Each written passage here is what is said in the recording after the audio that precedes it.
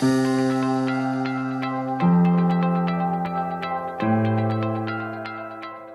you do this through, I mean, I see billboards with doctors' pictures on them.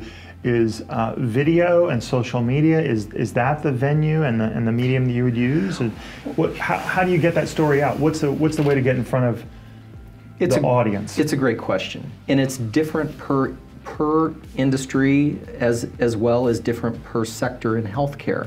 So some subspecialties, their best wheelhouse is to be on a billboard in their community because they see a lot of patients. Let's just take chiropractic, for instance.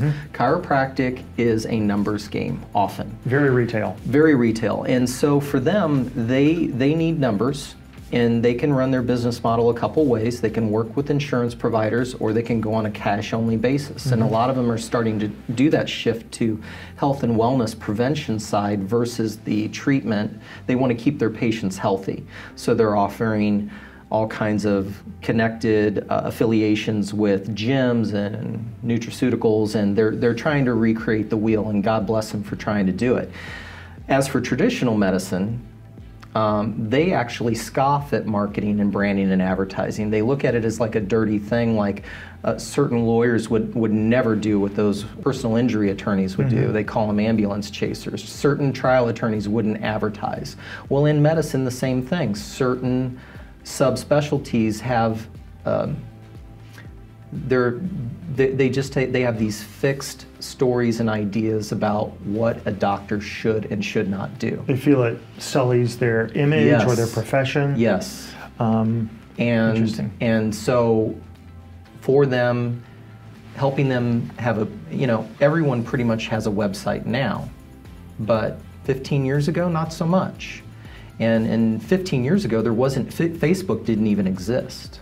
And now everybody, it seems, is on Facebook or knows someone who is.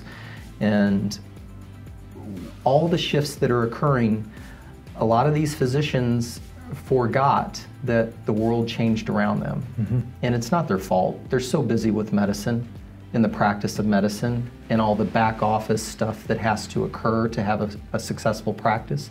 They simply don't have time, Ken. And they didn't go to school. There's a few that are MBAs who learned marketing, and there's a few that are lawyers also in addition to being doctors. I mean, but they're like the unicorns of the industry. Most did not learn human resources. Most did not learn accounting. Most did not learn how to manage a business. And medicine has become big business. And in an independent practice, they're doing all that. They're hiring, and they've got to deal with all the payment processing systems, the reimbursements, and compliance only increases regulation. Year after year. Legal compliance and medical compliance. It's very overwhelming. It can be overwhelming. I'm sure that's a large part of what the shift is to, allowing your practice to be acquired.